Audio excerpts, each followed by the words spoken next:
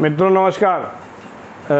Quarantine रहते हुए आज तीसरा दिन है, अपने कमरे में हूँ और एक दिन भर लेटे लेटे समाचार देखते देखते एक चीज़ समझ में आई कि सरकार इतनी बुरी तरह ये फैल रहा है कोरोना कि सरकार को नया सेटअप खड़ा करने में बहुत टाइम लग जाएगा। कोई इस पर 140 करोड़ की आबादी पे कोई सेटअप इतनी जल्दी खड़ा होगा नहीं। तो मेरा ये कहना था कि चूंकि इस समय सारे स्कूल कॉलेज बंद हैं, तो उनमें जितने भी स्कूल कॉलेज प्राइवेट स्कूल अच्छे हुए हैं, तो उनमें कोविड हॉस्पिटल बना दिया जाए या आइसोलेशन सेंटर बना दिया जाए।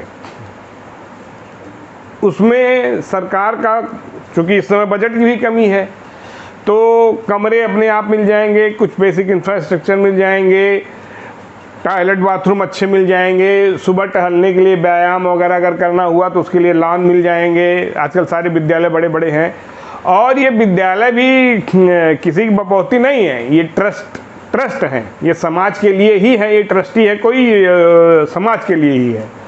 और इसके जो गाइडलाइन होती है वो जनहित, उसमें लाभ कमाना नहीं है, बल्कि अलग बात है कि लोग लाभ कमाते हैं।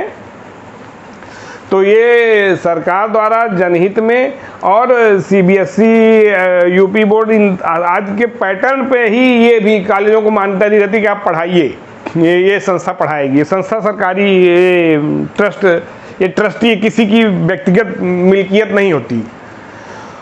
और कुछ बेड की व्यवस्था करनी पड़ेगी और कुछ ऑक्सीजन सिलेंडर वगैरह की। अगर बहुत और भी स्थिति खराब होने की संभावना पूरी है, और मेरी जहाँ तक मेरी समझ में आया।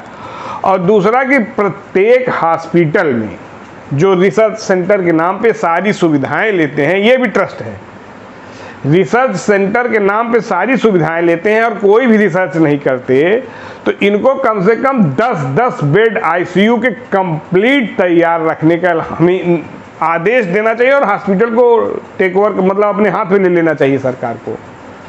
और भाई अगर कोरोना के पेशेंट आप लोगे नहीं तो कौन सा रिसर्च करोगे आप? पेशेंट भी नहीं लोगे, रिसर्च सेंटर के नाम पे सारी सुविधा लोगे और रिसर्च भी नहीं करोगे आप, तो ऐसे थोड़े चलने वाला है। और सरकार को ये नहीं देखना चाहिए कि हॉस्पिटल इनका है। ये सरकार आपातकाल में पूरे देश की संपत्ति सरकार की संपत्ति होती है, सरकार की संपत्ति देश की संपत्ति होती है और हम इसके मालिक नहीं हैं, हम इसके किराएदार हैं। हमारा ये भी मकान जहाँ है, किसी आपातकाल में सरकार इसे भी ले सकती है इमरजेंसी पड़ने पर। तो ऐसा कहना कि ये एक वर्ल्ड वार है, ये कोरोना का वर्ल्ड वार है। कोरोना से पूरी दुनिया, जैसे वर्ल्ड वार में दो देश, दो धड़े में, दो ग्रुप में विश्व बढ़ जाता था और लड़ते थे, लेकिन ये पहला ऐसा वर्ल्ड वार है कि जिससे पूरी दुनिया मिलकर लड़ रही है।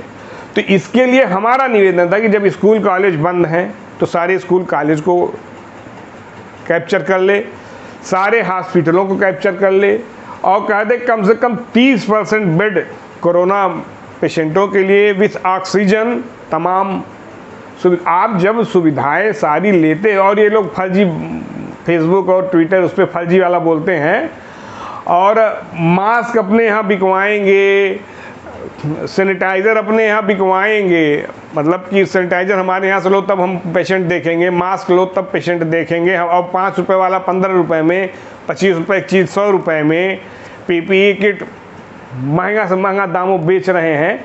लेकिन जब कहे कि भाई 10 बेड कोविड का रिजर्व कर दीजिए तो लगेंगे पूरी पैरवी करने।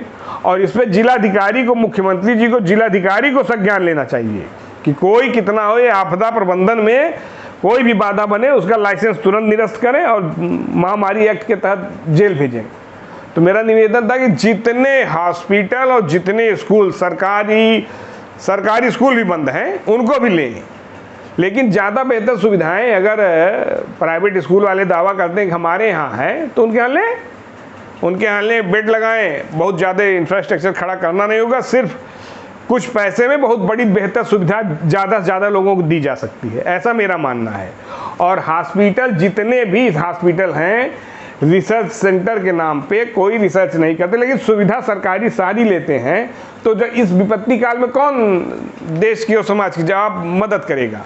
आप सुविधा सब लोगे और जब देश के नागरिकों की मदद करने का समय आएगा तो आप हाथ खड़े कर दोगे किसी न किसी नियम तहत। ये किसी की मिल्कियत नहीं है, ये ट्रस्टी हैं, को आप ट्रस्टी हो उसके, वो ट्रस्ट है, वो समाज के लिए है, समाज का है, समाज के नियम के तहत है।